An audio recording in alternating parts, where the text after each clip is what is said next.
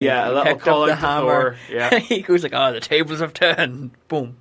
Oh, that was actually a really good catch. It's like, Yeah, this is like, brilliant. he throws the hammer at the guy just catches it in midair. What's he planning? I don't know, just Did he throw it think- at him, hit him in the head. Oh, that's great. He didn't even aim at the head. He aimed at the body. I think it's just, I've got a hammer, I'm going to throw it at you.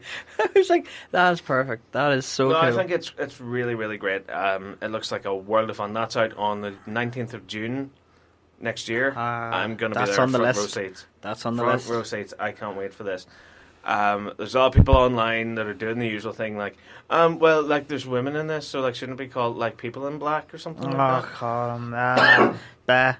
Bah. Little do they remember that Men in Black is just the organisation. Yeah. Because there's a whole history with the Men in Black, Mm-hmm. which is that anyone that has, like, a weird alien encounter, it's a conspiracy. Yeah. Anyone has a weird alien encounter or thinks that they've seen funny lights in the sky or whatever, they'll begin to see Men in Black. People to cover it up. Yeah, literally people dressed in black clothing that will follow them around and ask them questions, ask to come into their house. Well, it's if you think about it, if you look at those alien documentaries, or even if you go on YouTube and you type in the Men in Black, Yeah. these were people who were hired to investigate and try and snuff out like news things. Like there's like, or I can't remember the guy, but it was a really famous interview on radio. Mm-hmm. That was a phone call. And this person was telling about like how he worked in Area 51, and there's all these space aliens and all this stuff. And the call like cuts, and a couple of days later, it's the same person, but really like oh, I was just joking. I was like, but it felt like the person. There was people standing behind him going, "This is what you have to say. Once you say it, that's all." But there's even like video footage of them, pictures of them, and stories of all them. Like one thing I loved when I was a kid, a friend of the family had given me this a UFO book, and there's a whole section dedicated to the Men in Black, where there's like stories and pictures, actually pictures, photographs. Yeah. One person in particular had seen a UFO, and had took a photograph of someone following them, and it's a person in the hat, the glasses, the suit, and I was like, this is really cool. And it's like, the conspiracy actually extends beyond that as well. Oh, does it? Where there have been people that have reported seeing the Men in Black and seeing them up close, and they're not actually human. Oh, I didn't hear that one. Yeah, that there's something, like they're humanoid, but there's something weirdly off about them. You mean like a space lizard or something like that? Yeah, like they're basically like space lizards in skin suits, sort of a thing. Like, and yeah, it's mental and it's nuts, but like I love things like that. I love like little conspiracies like that. I like that, and I love that the Men in Black is based on that. Yeah. So it's not people in black, it's not women in black. Shut up. I just ignore. Yeah. Hellboy. We got the Hellboy trailer as well.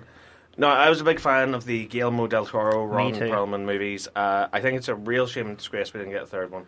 I know for a fact the actor fought really, really hard to get the third one, which was like, if only. Yeah, there was a whole big campaign, like we reported it and following the nerd and everything. It just never got off the ground, which is a real it's such big a shame. I wonder if he'll make a cameo appearance. Probably. I hope so. Like, but I don't know at this point. But I liked this trailer. I really liked this trailer. Yeah. I love David Harbour. I loved him in Stranger Things as the sheriff. I think he's a great choice to play the role. The professor or the father in it. The last time I seen him in something was Sorcerer's Apprentice. I think he was a bad guy in that. Okay. Was he? No, he wasn't. Sorry. I've seen him before. I know the actor before. It's like, oh my god, he's actually in this. Is really cool. The one bit that made me go, he's Hellboy. I'm happy. Is him getting out of the Jeep. Yeah. And someone shoots him. And he's like, I'm on your side. And they're like, oh, sorry. It's like, yeah, what? that was fun.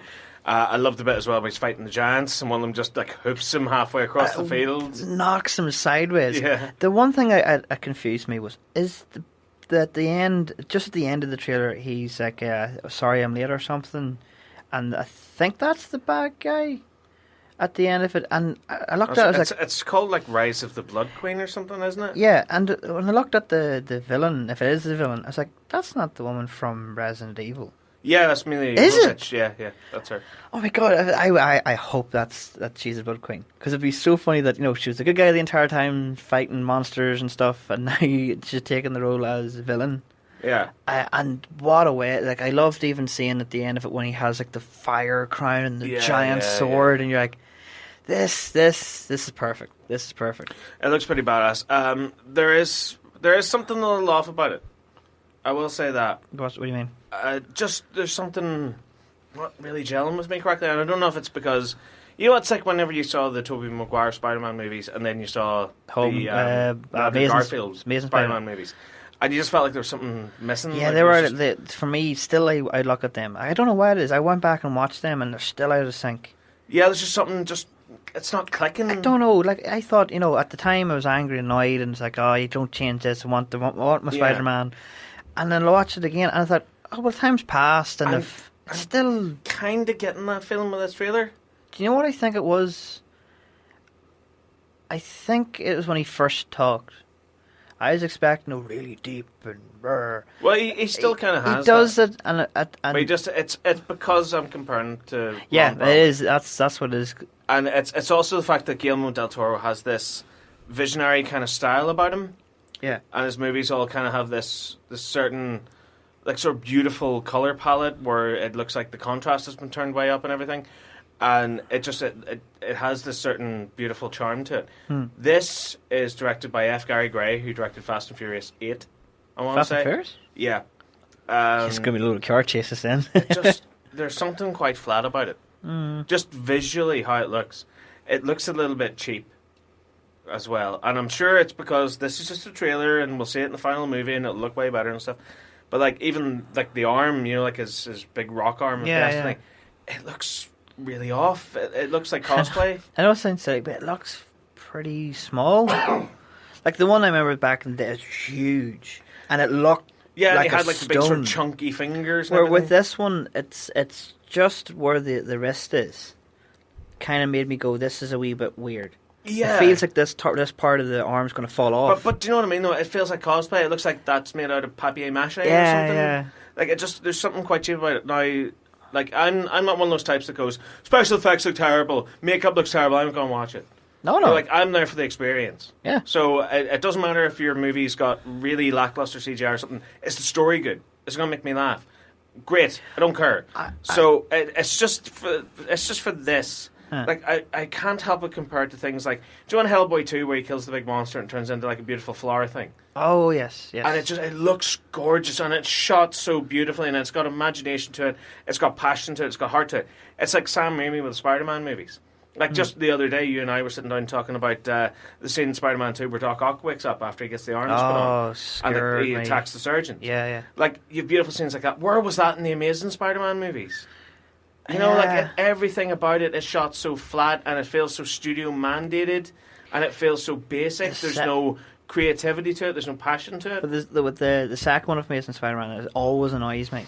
Is all these, like, you had the Rhino in it, you had all that, and even first, I will say this: the second Amazing Spider-Man movie is shot way better than the first. It was. It looks way better, but it's a mess. It's a mess of like. Sort of Rhino was in it. Then the main villain was is it the Shocker? I don't even know if that. No, that's Electro. Jamie Lee Fox. Yes, Jamie yes. Fox. No, I think it's Jim. Him. Foxman. Django. Yeah, you had him, and at the very end, you had this weird version of Hobgoblin.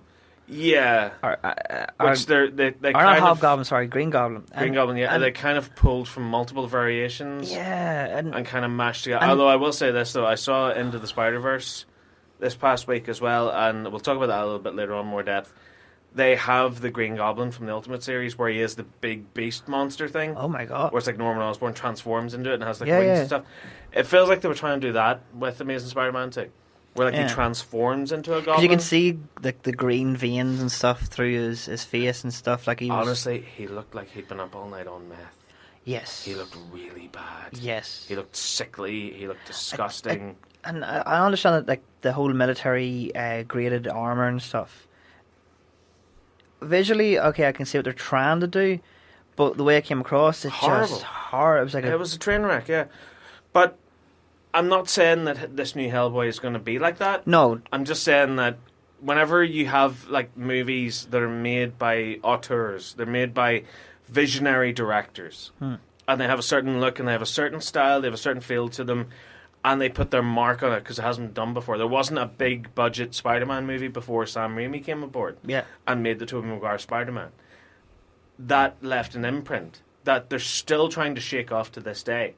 I know, that's crazy. And I think it's going to be the same thing with Hellboy. Guillermo del Toro, the guy is a genius behind the camera. He is an absolute genius. He knows exactly how to shoot his movies. He knows what he wants. He knows how to make things look atmospheric. Like in Hellboy 2, you know when they're going through the apartment and the little furries. Oh, the tooth. Yeah, it's got this great blue filter to it, and it looks so atmospheric and everything. There's nothing like that in this trailer. Everything is very basic in the way it's shot. Everything's sort of wides, mediums, close-ups. Everything looks so grey and flat. It's really starting to annoy me. Do you think they just did it because they don't want to spoil? No, I know a lot of people are really annoyed at the fact that you watch a trailer and you find out that you've watched half the movie, basically. Do you think that they just did this? But from the shots that we saw in the trailer, it looks really... I'm not talking about what happens in the shots. I'm talking about the direction. Yeah, that's what I'm saying. I'm thinking, was this just like let's quickly put it out there, off we go? I don't know, because this has been around for a while now. This was... a version of this trailer was shown at Comic-Con, I believe. Oh, right, so not... Or like some sort of event like a couple of months ago. It just... Like the scene I was talking about earlier on where he's fighting the giants and he gets kicked halfway across the field. Mm-hmm. I can't help but imagine with a different directorial eye that scene would have maybe been the camera was attached to the leg of the thing that kicked him. And so, you see it from the first person view of the leg as it comes down, and you see, and the camera follows him as he flies through the air and crashes down onto the ground and goes, "Oh God!" Just like something that's creatively different. Like I can imagine that being something that Guillermo del Toro would do. Whereas with this, it's just done very basic, bare bones. It's a wide shot. You see him stand there, and then he gets flicked away. And yeah, it's funny and it's great in and of itself. It just doesn't feel creative enough. There's just something missing. There's just something not right. And I want to be proved wrong here. I want to be proved wrong. I want to go to the cinema next year. I want to sit down and watch this and go, that was great. That was worth not getting Hellboy 3. Yeah, it's got a lot to live up to. It has a lot to live up to. It does, yeah. And also the fact that Selma Blair's not in it. Travesty. Crime. How could you? Anyway. Yeah, so Macaulay Culkin's back. I know, he's popped He's everywhere. He's in Red Letter Media videos. He's in Cinemassacre videos.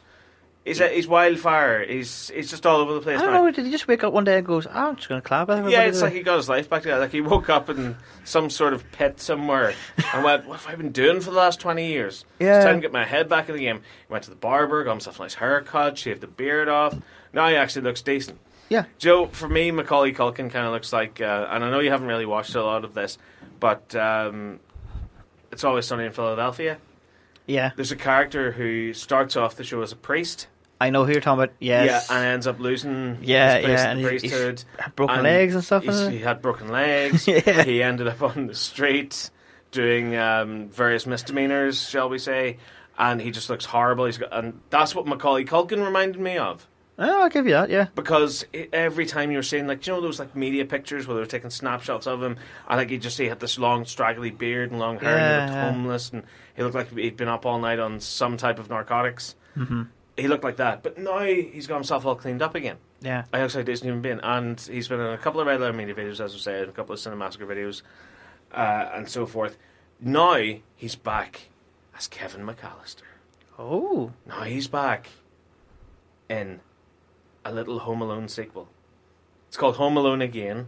Uh-huh. And it's an advert for Google Jarvis or whatever it's called. Oh, Alexa, is it? Is that what it is? Google Assistant. Or whatever it is. It's that thing where it's like, okay, Google, do this, do that, do the other. Google, scratch my back. Google. Google it, we can do that. Throw a clock out the window so I can watch time fly. Yeah, so he's basically an advert for that. And it's quite cleverly done because it mixes footage from the original Home Alone with new footage they shot of him as an adult being Home Alone. Oh, cool.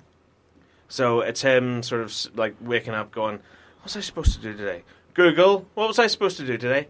Bing, you are planned to be home alone today. Oh, great. And you see him jumping on the bed and stuff and doing all the sort of Home Alone bits and pieces. And he hears a van pulling up and you don't see the wet bandits, but you hear Harry going, okay, let's check out the house.